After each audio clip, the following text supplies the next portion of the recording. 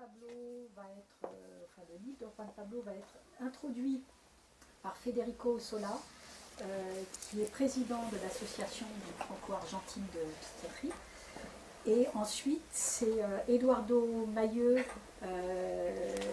psychiatre, qui fera le commentaire du livre. Voilà, je vous laisse la parole. Très bien, bienvenue à tous.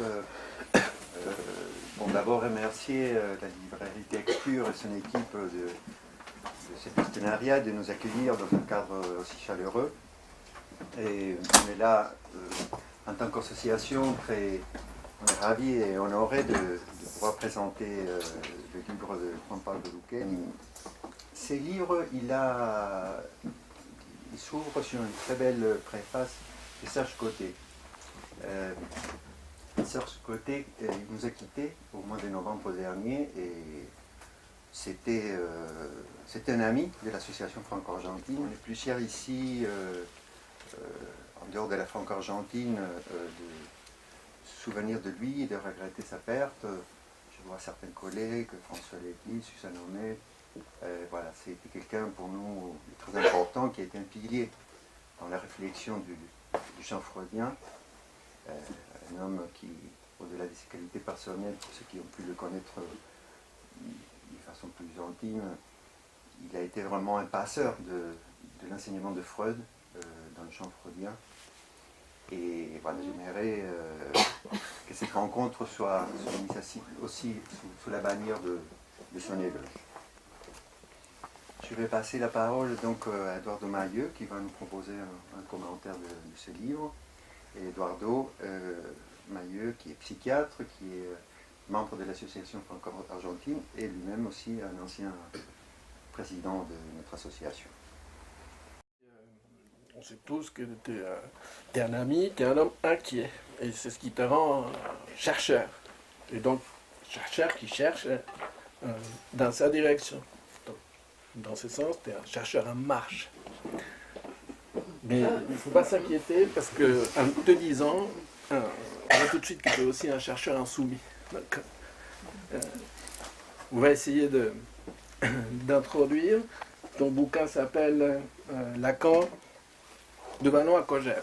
Et tu fais un point de départ avec le texte qu'il a publié dans l'encyclopédie française, Les complexes familiaux, plus connu comme ça. Et donc ce numéro-là a été dirigé par Henri Vallon, qui invite Lacan à écrire ce texte.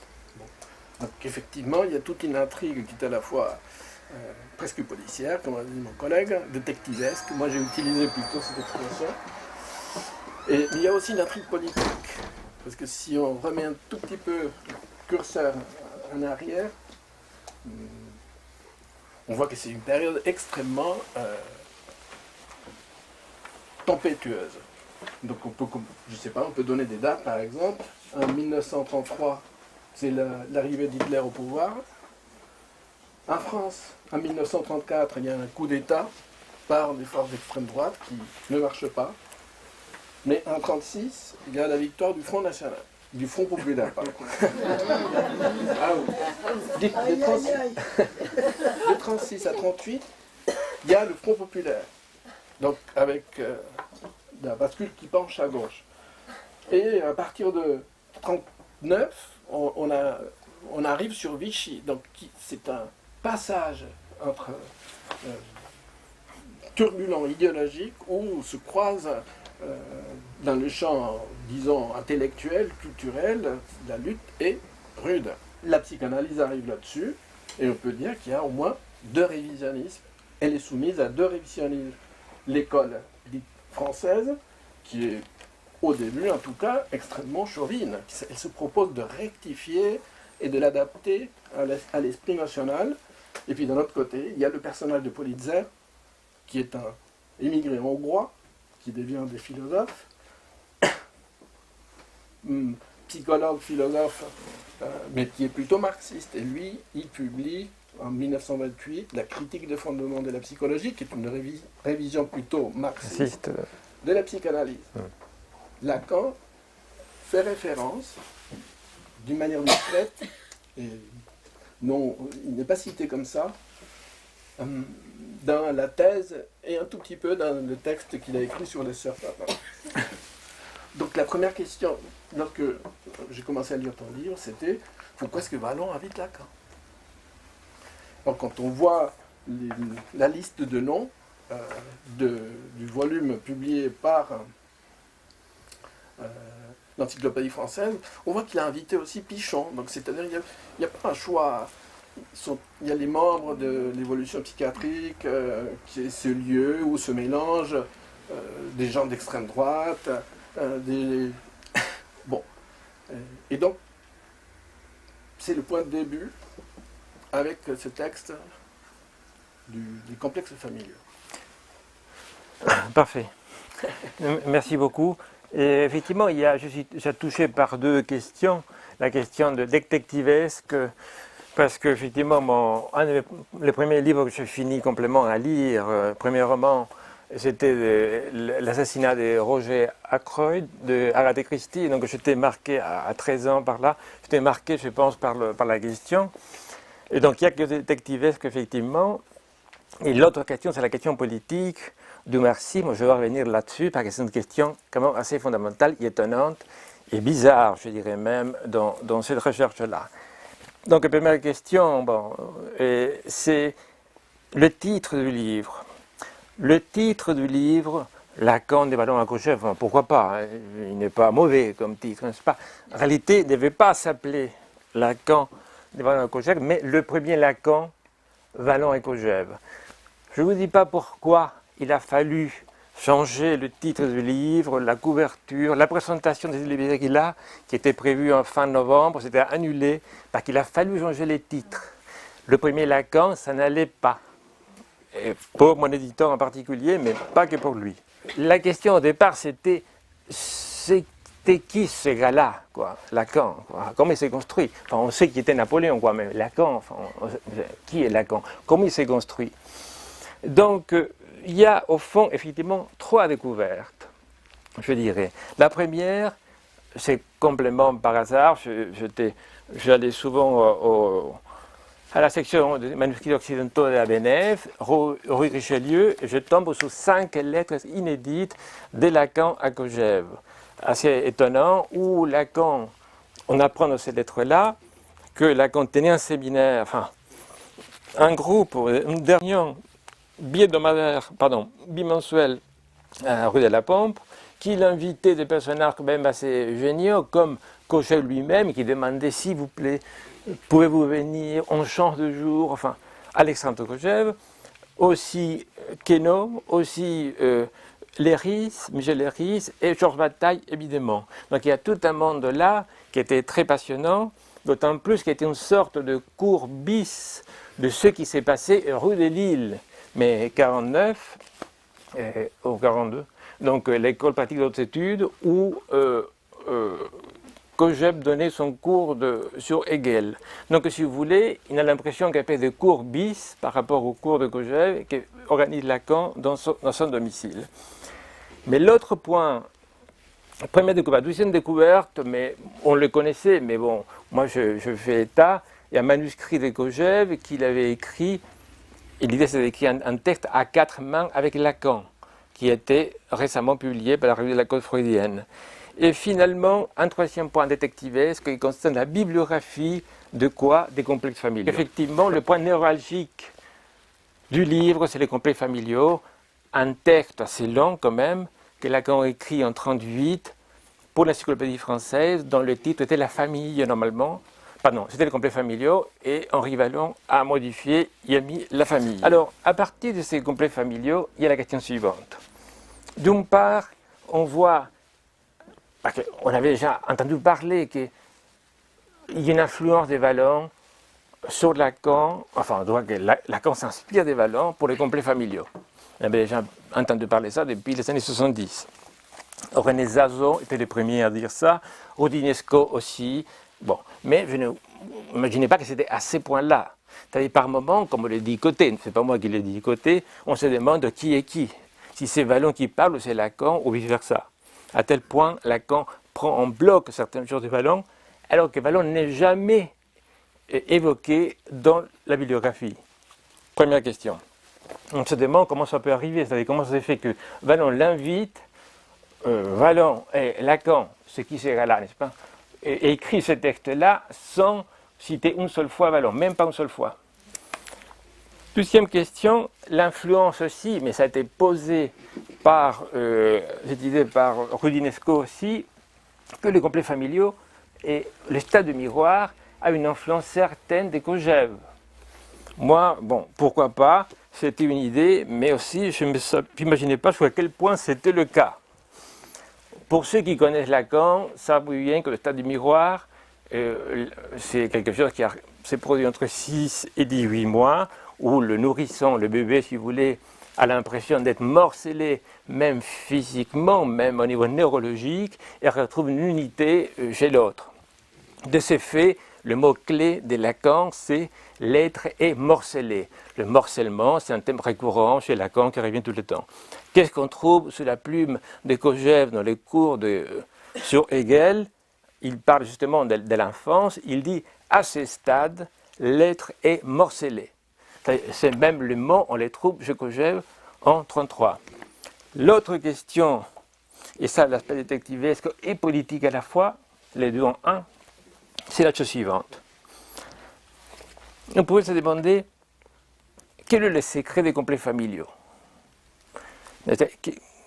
Pourquoi c'est si important? Pourquoi c'est si radical? Pourquoi c'est le premier pas de la pensée de Lacan, n'est-ce pas?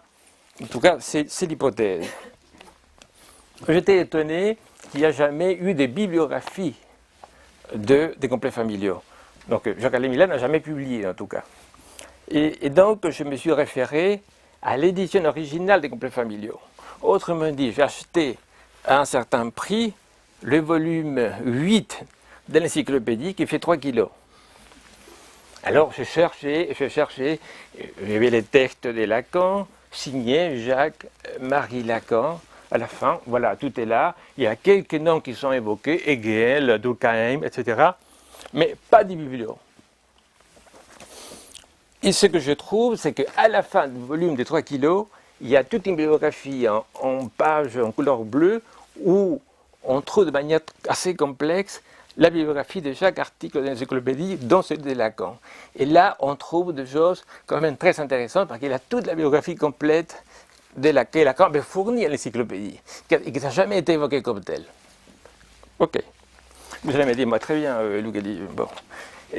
Mais un des points capitaux du texte de Lacan, c'est le fameux diagnostic qu'il fait du déclin de l'imago paternel. Autrement dit, nos névroses sont dues à un déclin de l'imago paternel. L'existence de la psychanalyse elle-même est due à un déclin de l'imago paternel. Or, ce qu'on trouve dans la bibliographie, mais en petites lettres vraiment, c'est que rien d'autre que Horkheim est cité comme auteur. Autrement dit, les marxistes de l'école de Francfort. Pour répondre à la question. Je vous cite Lacan très rapidement. Mais un grand nombre d'effets psychologiques nous sommes relevés d'un déclin social de l'imago paternel. Déclin conditionné par le retour sur l'individu d'effets extrêmes du progrès social. Déclin qui se marque surtout de nos jours dans les collectivités les plus éprouvées par ces effets, concentration économique, catastrophie politique. C'est d'ailleurs d'actualité, n'est-ce pas? Et le fait n'a-t-il pas été formulé par le chef d'un État totalitaire comme argument contre l'éducation traditionnelle, déclin puis intimement lié, etc. Et on trouve que cette notion de déclin de l'imago paternel se trouve rien de moins que sous la plume de Horkheim dans les textes que Lacan cite, il ne cite pas, mais en tout cas, il donne la bibliographie. Il dit, je lis Horkheim dans un texte qui s'appelle Autorité et famille, il dit le Play, cite un auteur catholique, le Play évoque un déclin d'autorité paternelle comme cause du malaise de l'état moderne. Donc il développe cela de manière plus étendue. Bon. Donc le fameux diagnostic de Lacan lui-même vient d'un auteur marxiste. C'est quand même étonnant. Qui cite un auteur qui est Frédéric Leplay, qui est un des inspirateurs de l'Action française. Complément. Or, Camus critique le sociologue Leplay, tout en lui donnant raison. Dans sa perspective antilibérale, Leplay a très exactement saisi la situation. On peut dire la même chose des États totalitaires actuels. Et c'est là, justement de ça qu'il parle Lacan, des États totalitaires. Donc on voit là l'influence de l'école de Francfort et par rapport à la question politique. Je voulais peut-être juste dire, j'ai trouvé, je vais te citer pour une fois, pour comprendre aussi qu'est-ce qu'il y a dans toute cette démarche humaine. Tu dis que Lacan pratique la citation d'une manière pour le moins paradoxale. Plus sa dépendance est littérale, moins il cite. C'est méchant, hein, Je peux répéter parce que c'est quand même terrible. Tu peux répéter la phrase? Oui, Lacan pratique la citation d'une manière pour le moins paradoxale. Plus sa dépendance est littérale, moins il cite. Et j'ai dit que c'était ça, ta devise détectivesque, et avec laquelle tu es allé dans les textes. On peut appeler ça plagiat, n'est-ce pas? Pourquoi pas? Sauf que mon idée, c'est que Lacan prend des thèmes, des matériaux, et il donne un usage différent. Quand même. Lacan ne dit pas la même chose que Vallon, on est d'accord là-dessus. Lacan ne dit pas non plus la chose de plus partie marxiste. Quoi. Il n'est pas marxiste, il n'est pas en train d'édifier une théorie ou à cause de... Mais quand même, cet élément de structure déclin du l'amour paternel rend compte et du malaise de la civilisation, mais aussi de la névrose actuelle telle qu'il l'a décrit. Vous pouvez me dire encore, très bien, le calibre détectivesque, très bien. Alors, mais encore, mais encore quoi? En 1963, Lacan, enfin, les livres, les cercles du livre précieux, c'est un titre très français, n'est-ce pas? Bon, c'est assez beau comme des livres, effectivement. Donc, il publie Sade. Avant, c'était interdit. Et donc, il demande à Lacan de faire la préface de la philosophie dans les boudoirs. Lacan accuse d'un truc qui pour nous est intéressant, mais pour le lecteur moyen, c'est du délire. Enfin, on ne comprend rien. C'est qu'est-ce que ça veut dire? Il faut l'hospitaliser, cet homme. Non. Eh bien, donc il refuse la préface et il publie une revue critique où, justement, sont des gens plus raffinés, par exemple, en Bataille, justement, qui est celui qui a créé la revue critique. Et pourquoi c'est important? Parce que là, Lacan met en rapport, là, disons, la perversion, si on peut dire ça, pour faire vite, des Sade avec l'impératif catégorique kantien. Autrement dit, de manière complètement absurde, enfin, si on ne suivait pas Lacan, le français dégénéré et le allemand rigide font une seule et même chose, c'est-à-dire le libertin ne fait que suivre de manière inexorable un fantasme monotone qui se répète, et alors que l'autre ne fait qu'obéir à un impératif catégorique. Et donc, c'est génial, là, combien rapport Kant et Sade. Mais, problème, c'est que c'est Horkheimer et Adorno qui, en 1955, mettent en rapport Kant et Sade, c'est-à-dire 17 ans avant. Autrement dit, c'est en 1947 en réalité, mais bon, c'est-à-dire, on peut se demander, surtout qu'il y a une phrase énigmatique que je cite dans Kant avec Sade, il dit « ce rapport entre Kant et Sade n'a jamais évoqué comme tel que nous sachions ». Qu'est-ce que ça vient faire le que nous sachions dans tout cela? C'est-à-dire mon inférence. On pourrait dire, bon, et Lacan, pourquoi Lacan connaîtrait Horkheimer? Si, il le connaissait, il était en 1938.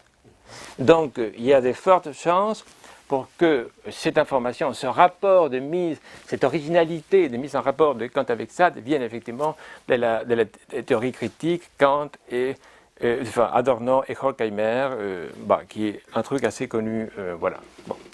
C'est étonnant, c'est que cet ouvrage-là, les études sur autorité famille, sont publiées à Paris.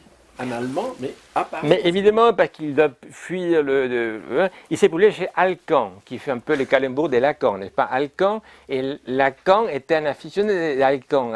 Souvent, il y avait beaucoup de références. L'ouvrage en question, c'est Alcan, et tous les journaux de l'école de Francfort qui ont émigré ici, publiés ici en allemand, pas en français, ici à Paris, sont publiés chez Alcan aussi. Donc, il y a de fortes chances que... Bon, si vous voulez, revenir pour le petit détail, je me suis dit la chose suivante. Comment ça s'est fait que, et ça tout le monde connaît, surtout les gens de l'art qui sont là, quelques-uns, il y a le fameux livre, texte, si vous voulez, de Benjamin qui s'appelle L'œuvre d'art à l'époque de la République technique, où il fait le diagnostic du déclin de l'aura. Donc la reproduction technique enlève l'aura des œuvres d'art, donc il y a un déclin de l'aura. Je me dis, comme bizarre, parce que l'autre dit déclin de l'aura et Lacan dit déclin de l'imago. Or, dans les deux cas, il s'agit de déclin et d'une image, aura et imago. Alors c'est comme ça que je construis le processus. Benjamin est en rapport avec Horkheimer, je cite des lettres, et à mon avis, c'est par les voies de Horkheimer que Benjamin a eu cette idée-là des déclins de l'aura, et c'est là justement où atterrit Lacan avec le déclin de l'imago paternel, l'autorité paternelle, mis comme hypothèse par Horkheimer, le premier, en 1936. Oui. D'accord. Tu t'es moqué un peu de moi lorsque je t'avais évoqué l'échange de correspondance entre Kojève et un philosophe marxiste, Trần-Bukta. Oui, oui. Que je connais depuis que j'avais 25 ans, oui, c'est fondamental, Trần-Bukta, oui. Et donc, qui a été un de ceux qui a réagi, et il a écrit dans les temps modernes son commentaire sur la phénoménologie de l'esprit, et il lui renvoie, et c'est un commentaire que Kojève lit. Et Kojève prend le soin de lui écrire. Oui, j'ai lu la lettre originale, j'avais dans mes mains. Donc, j'essaie de trouver... Et donc, dans leurs échanges, effectivement, il y a des choses... Qu'est-ce qu'il dit? Il dit, par exemple, que la structure du désir comme désir... le désir du désir, c'est plus ou moins une invention de Kojève qui... Complètement. Et Trần-Bukta dit que la dialectique est de la nature, pas seulement de la culture. Et donc, bon, l'échange, il est drôle, mais il finit par quelque chose, il finit sur un désaccord, et peut-être ça va nous servir pour passer du ballon à Kojève. Et donc, il finit la lettre, Tao, ici, mais peut-être n'appartenons-nous, et ça s'adresse à Kojève, et c'est un 48. Donc, peut-être n'appartenons-nous pas à la même famille d'esprit, car avant d'aborder la philosophie contemporaine, j'étais un spinoziste convaincu. Et c'est que c'est une doctrine que vous n'appréciez guère. Vous définissez la liberté par la négation de la nécessité. Je défends la grande tradition rationaliste qui les a toujours identifiés. Et moi, j'avais trouvé que ce paragraphe-là résume, à lui tout seul, toute la problématique d'être subjectivité, idéalisme, matériel. Là, c'est concentré dans cette petite phrase, un problème à la fois idéologique qui n'est pas réglé. Parce que c'est vrai qu'un de ceux qui ont perçu l'importance des tas de trouvailles, c'est Zizek, donc qui te cite. J'oublie. Ouais. Qui te cite. Non, mais moi je fais tout. Ouais. Qui te cite dans son dernier ouvrage qui s'appelle L'incontinence du vide. Et tout l'effort philosophique de Zizek, c'est d'essayer de trouver une version matérialiste de la négativité, et donc du sujet. Et c'est là que se pointe cette différence entre Trần-Bukta et Kojève. Alors, donc, peut-être tu les laisses penser aussi que c'est une des raisons pour laquelle, alors qu'il travaille en même temps aussi fort sur le texte, sur les textes de Vallon, et sous sa plume, parce que il y a des échanges. Exactement, bon. Oui. Qu'est-ce qu'il va chercher chez Kojève, qui ne trouve pas chez Vallon? Si vous voulez, Lacan, et j'espère que ceux qui ne connaissent pas trop vont pas s'ennuyer avec ça, mais il est quand même très imprégné par ces personnages très spécial, original, qui est Kojève. Donc, je signale que l'ayant droit et nièce de Kojève se trouve ici présente, donc Nina Kuznetsov. Donc, je vais parler aussi bien de Kojève, donc il faut pas comme. Et donc, qui m'a autorisé aussi à publier un manuscrit de Kojève. Donc, si vous voulez, Lacan était donc assez imprégné par l'idée de négativité, c'est-à-dire il y a quelque chose, il y a un effort qui n'a rien avec la nature, qui est l'effet de la culture, du langage. Écoutez, très simplement, tout le monde connaît, enfin tout le monde connaît. Quelques personnes connaissent les phrases de Lacan, l'être parlant. L'être parlant, on ne peut pas dire que vous ne savez pas que Lacan dit l'être parlant. Eh bien, il se trouve au moins 17 fois la formule être parlant dans les cours de Kojève sur Hegel, de Gallimard. Parce que moi je l'ai numérisé, donc je cherchais, c'est plus facile. Et donc, être parlant 17 fois, et donc c'est d'abord chez Kojève qu'il entend cela. Donc, l'être parlant comme quelque chose qui échappe à la nature et qui montre justement une négativité peut-être proche, qui sait, d'une certaine mortification. Allez, là j'invente un peu, du langage, instinct de mort chez Freud, enfin, etc. Bon, je ne sais rien, ça lui sert comme outil. Et effectivement, rien de tel chez Vallon, qui est dans un processus dynamique de tout simplement comprendre ce qui se développe chez l'enfant. Il cite Darwin, il cite Werner, il cite Guillaume, l'imitation chez l'enfant, enfin des auteurs, mais qui sont absolument en dehors de la psychanalyse, bien entendu, et tout comme Vallon, évidemment, mais ceci est évidemment de hegelianisme. Donc l'hegelianisme lui sert à... C'est pour ça que à la fin du livre, je dis que cette histoire, c'est un peu Kojève avec Vallon. Et que c'est avec, mais c'est une hypothèse, probablement vraie, je ne sais pas, et pour Lacan, on peut penser Freud avec un avec. C'est-à-dire, il n'y a pas de théorie totale qui puisse expliquer ce que serait la découverte freudienne. Il n'y a ni Vallon, ni Kojève tout seul, il faut toujours un avec. Je dis ça à la lumière de ce qui est passé après, Kant avec Freud, avec Sade, etc., etc. Donc, c'est une machine à penser qu'il met en route là.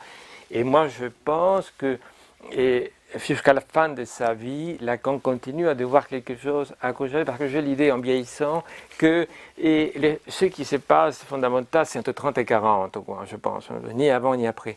Et donc, c'est pile poil son âge, donc il reste dans les complets familiaux comme quelque chose de fondamental. Il ne reste pas, mais il y a beaucoup de fils qui sortent des complets familiaux, et c'est vraiment un texte clé. Alors, qui lit les complets familiaux aujourd'hui? Personne, justement.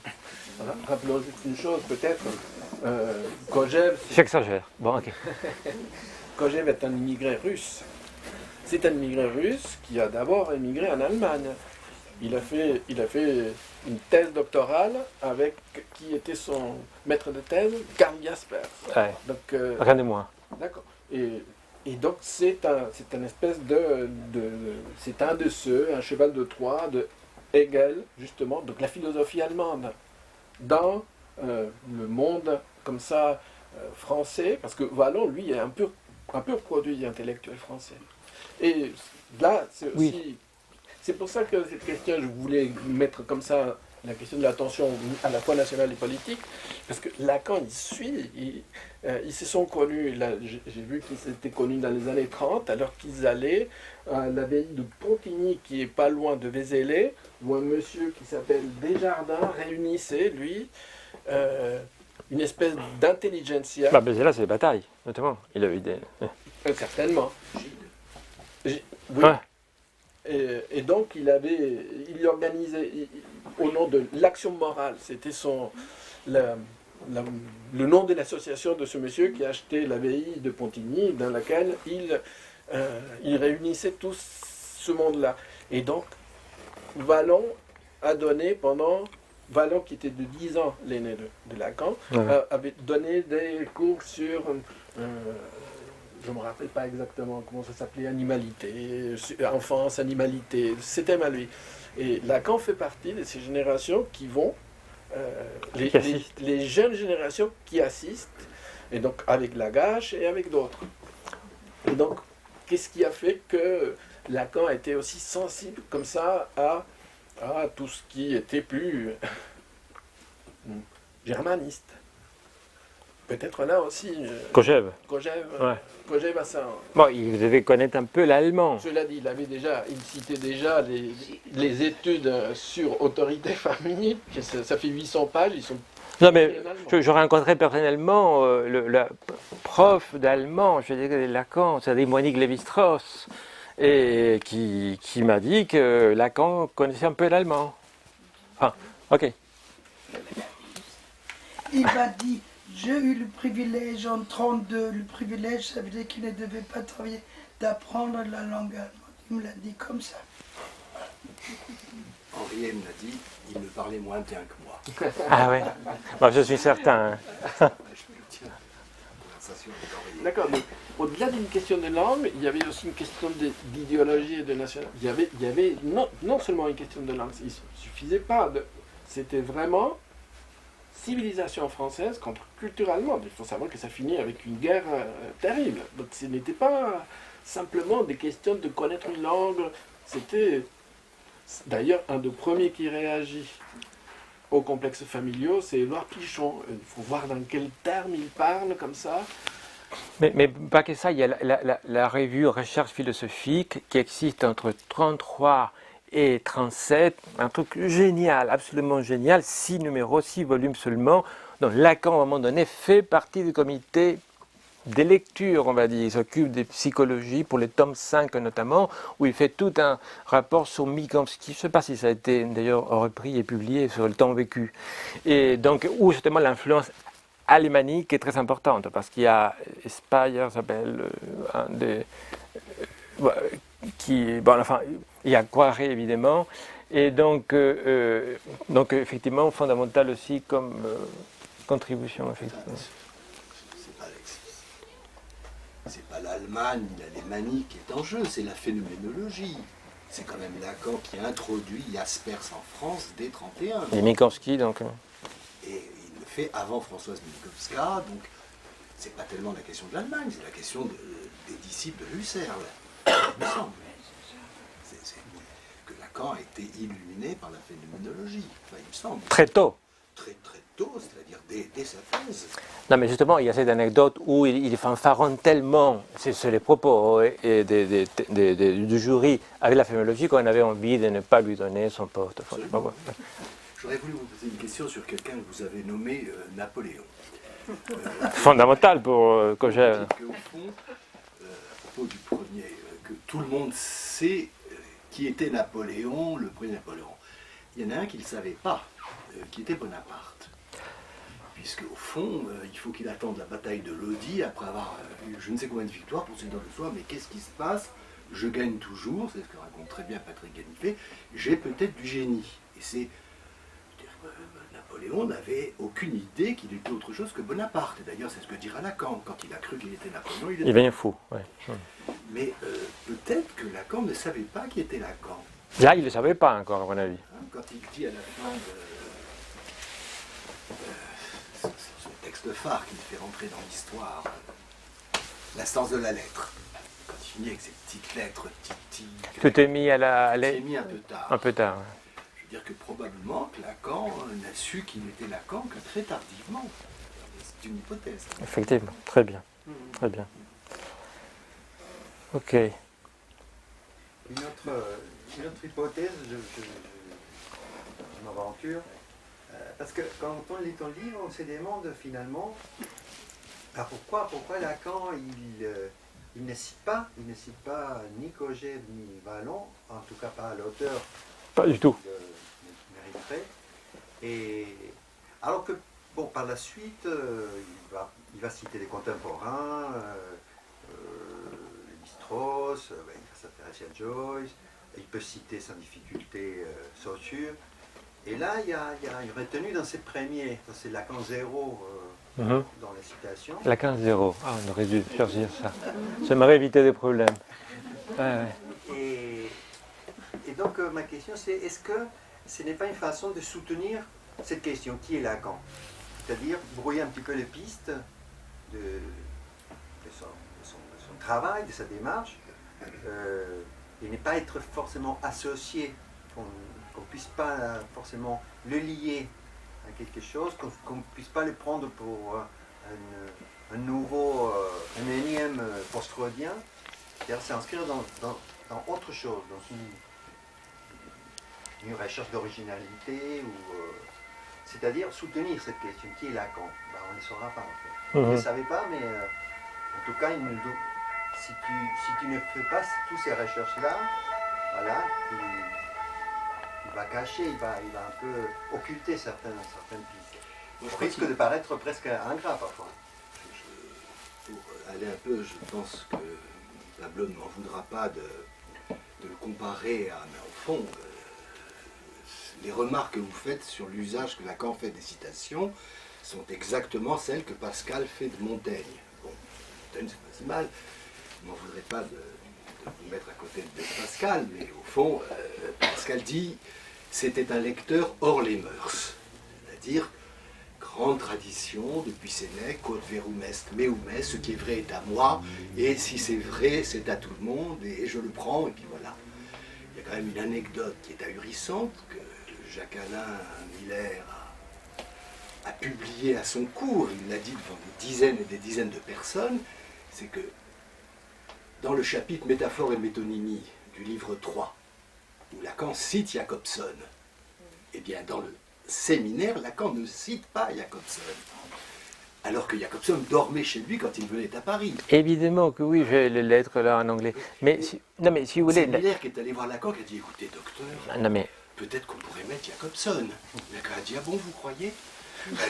Non mais d'accord, mais à la limite on peut l'excuser parce que c'est quelque chose d'oral, il est temps de parler, il est un peu emballé, Lacan je veux dire, et donc c'est un séminaire. Là c'est de l'écrit, de remanier et remanier 1000 fois, apparemment c'est ce qui s'est passé avec les complets familiaux, c'est quand même bizarre, qui cite à tout le monde, y compris Horkheimer, et pas Vallon qui est en train de publier, et Kojève. Mais Vallon n'en a pas pris ombrage.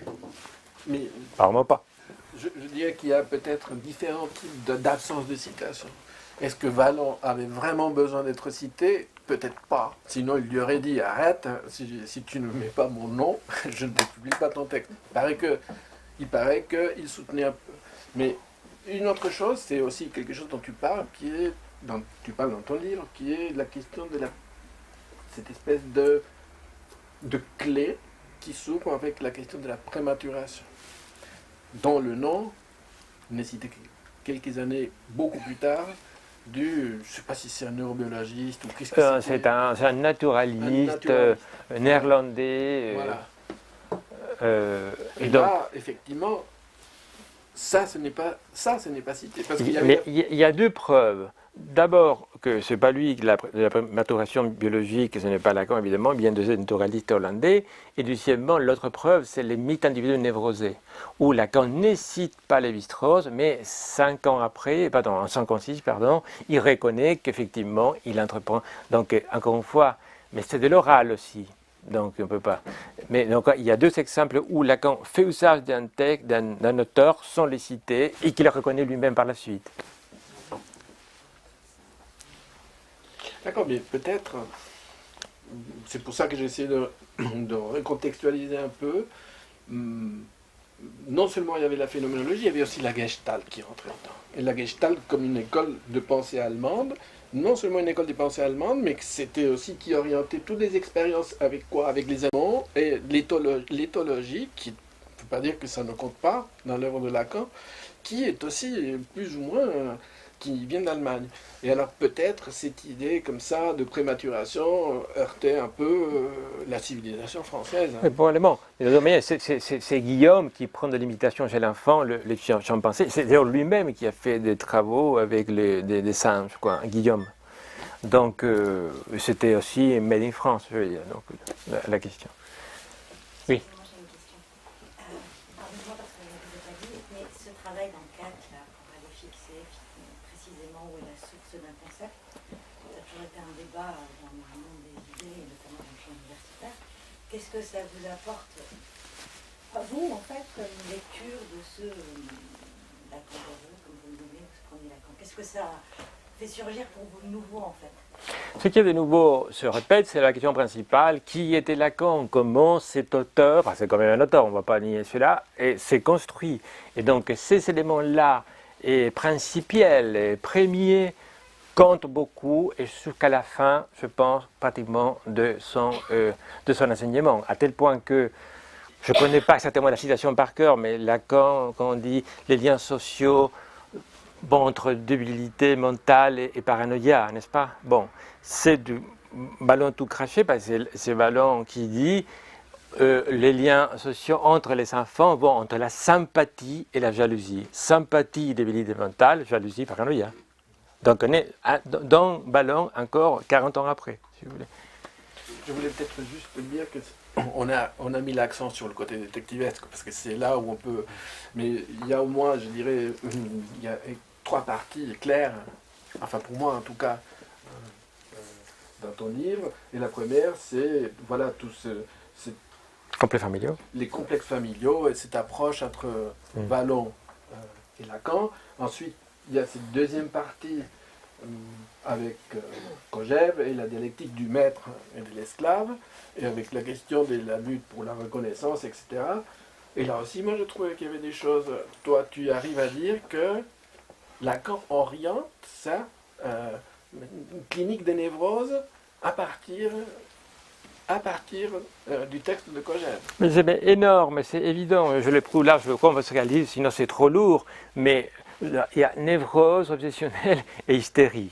Bon, et Lacan popularise la chose, je fais très bref, et c'est comme l'obsessionnel c'est l'homme, l'hystérique c'est la femme. C'est très très bon. Tout ça, au-delà des concepts cliniques de Freud, l'homme aura, c'est un cas d'obsession, d'aura, un cas d'hystérie, je crois prouver en tout cas, que ça vient des figures de l'esprit de Kojève, des Hegel en réalité, mais Kojève isole, des sceptiques et des stoïciens. Donc il pense, il n'agit pas, l'attente de la mort du maître, etc. C'est tout craché, les stoïciens, dans Kojève. Donc c'est quand même fondamental que la clinique pour laquelle on vient nos référents philosophiques et non pas clinique au sens le plus commun du terme. Ça ne vient pas de la psychiatrie, si vous voulez, et même pas de Freud à la limite. Mais justement de ces figures de l'esprit chez Hegel, importées, traduites par Kojève, traitant les années 30. Et de sa pratique, peut-être. Certainement, oui, complètement, oui. Qui peut pas forcément la même que celle de ses collègues, justement, je pense. Il y avait chez Lacan cette orientation générale de démédicaliser Freud, démédicaliser la psychanalyse. Absolument, absolument. Donc l'obsessionnel marié à la mort, bon, qui attend la mort, c'est oui et non. Enfin, j'ai l'homme Morat, on peut le faire dire ça, ou non. Est-ce qu'il parle vraiment de l'homme Morat quand Lacan dit ça? C'est pas évident, c'est pas sûr. Ça parle justement d'un tel espèce de caractère un peu plus fréquent chez l'homme, on va dire. Bon, ce sont des modalités de l'esprit, ou modalités de la jouissance, dirait-il, utilisant ces mots-là, et qu'il retrouve dans Kojève. J'avais trouvé, en disant que la version de Kojève, on peut se demander si ce n'est pas de la dialectique du maître et de l'esclave, une version comme ça aristocratique de la lutte des classes, telle que... Et donc je me disais comment ça pouvait résonner comme ça, alors qu'à l'époque, lui, il disait, il voyait la fin de l'histoire avec Staline. Et donc, on peut penser aussi que l'orientation de Kojève était aussi de donner une petite touche lutte des classes à tous ces commentaires-là. Bon, enfin, il le place au niveau de l'individu exclusivement Kojève. Staline, le Napoléon industrialisé. Le Napoléon industrialisé, effectivement. Il faut se rappeler que l'idée de fin de l'histoire qui est attribuée à Kojève, c'est, lui, il pense que c'est de Hegel. Et que c'est lorsque Hegel voit à Iéna Napoléon sur son cheval. Ouais. C'est toujours une histoire qui borne. Et puis la troisième, pardon, juste, je voulais pour aller dans ce sens-là, il y a une troisième partie. Et la troisième partie, tu changes la méthodologie. C'est-à-dire que si là, il y avait quand même presque philologiquement le suivi d'un texte contre autre, la troisième partie, non. Et qui est l'idée d'une lecture du manqué de Platon aussi par le biais de Kojève. Et là, on change, là, on est dans du Luciani. Merci. Mais si, mais je suis d'accord, mais il y a quand même un petit côté Agatha Christie, parce qu'à un moment donné, toute la question sur le hockey, je ne vais pas développer ça, mais le hockey d'Aristophane dans le banquet de Platon. Et c'est Kojève, donc à un moment donné, dans ce séminaire-là, séminaire 8 sur les trains fer, là qu'on dit, c'est Kojève qui m'a donné la clé de pourquoi le hockey d'Aristophane, et donc Kojève lui aurait dit, si vous ne savez pas pourquoi Aristophane a eu le hockey, vous n'allez pas comprendre le banquet de Platon. Donc lui, il fait une hypothèse, Lacan, qu'il avait le hockey parce que il mourait de rire après les propos de Pausanias, et cette hypothèse était très, très connue, quoi. Lacan, c'est pas lui qui invente cela, mais j'ai une autre hypothèse là que je développe. Bon, je vous invite à lire le livre pour l'autre devinette. Voilà. Bon. D'autres questions?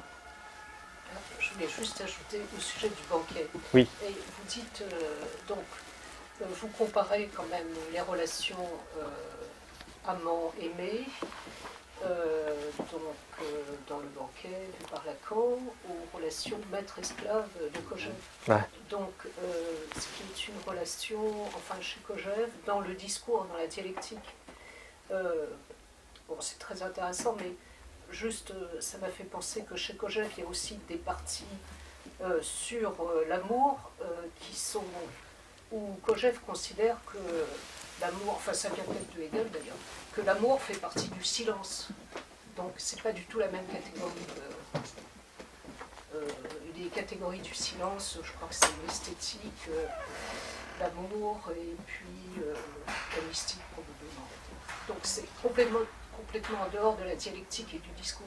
Enfin, juste... Bien entendu. Oui, mais moi ce que je dis, c'est que le banquet, la lecture de Lacan du banquet de Platon est quand même imprégnée la métaphore du maître et de l'esclave pour une question très simple, c'est qu'il y a cette fameuse formule isolée par Jacques Miller, c'est Lacan qui l'a dit, mais c'est Miller qui l'a vraiment lu, cette phrase quand même assez énigmatique en parlant de Socrate, et plus il désire, Socrate, plus il devient lui-même désirable. C'est-à-dire, la portion de l'analyste, on va dire. Il ne faut pas être dans l'amour de l'autre, il ne faut pas répondre à l'amour de...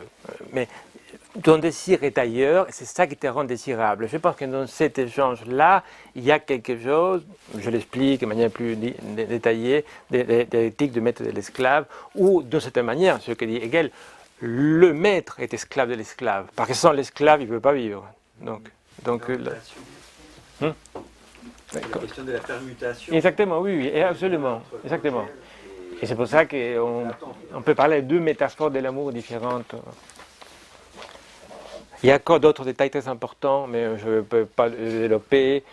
Sur le livre vraiment sur la question du miroir, le stade du miroir. Mais si vous voulez, juste en 15 secondes, je vous dis que le stade du miroir que Lacan prend très probablement à Vallon, il est incomplet. Il est incomplet parce qu'il lui manque quelque chose de fondamental et qui est décrit par Darwin, par Perner et par Vallon, c'est que ce qui est capital pour que l'enfant ne soit pas, je veux dire le mot autiste, c'est non pas qu'il soit jubil devant le miroir, mais c'est qu'à un moment donné, quand il voit l'image de l'adulte, il puisse se retourner et voir la tête de l'adulte. Ce qu'aujourd'hui on appelle 50 ans après attention conjointe. Mais Lacan le décrit déjà en 40, décrit par Vallon en les années 30 avant. À un moment donné, c'est de l'angoisse, Lacan dit, si l'enfant reste accaparé par cette image-là, sans pouvoir se décoller et faire cette nutation de tête, c'est fichu. Et ce qui se passe aujourd'hui, si vous avez un enfant d'1 an et demi, il ne décolle pas à la glace, si vous mettez derrière, il ne tourne pas, c'est fichu. Enfin, déjà, il y a un problème. Mais au plus, il se retourne et à ce moment-là, il voit qu'il peut décompléter la mer. C'est ça la chose. Et sa propre image, justement, oui. C'était l'objet qui complétait la mer. Et là, c'est la mer qui est trouée. C'est ça qui est important. Et le grand travail, c'est de réaliser ça, de symboliser ça, mais c'est ça qui est... Et en 66, il dit cet échange de regards est capital entre l'enfant et l'adulte. Oui, on a attendu encore 30 ans pour les sciences cognitives, on parle d'attention conjointe, sans laquelle il n'y a pas de... Enfin, il y a l'autisme, quoi. Il n'y a pas que le regard, parce que c'est quand il se retourne aussi qu'il y a la nomination. C'est toi, en fait, qui vient de l'autre, qui est... Cet objet-là que tu vois, c'est toi, C'est toi. effectivement. Ça, c'est plus un fondateur. Ah, ouais. Bon, voilà. Bien. Merci. T'arrêtes. Merci.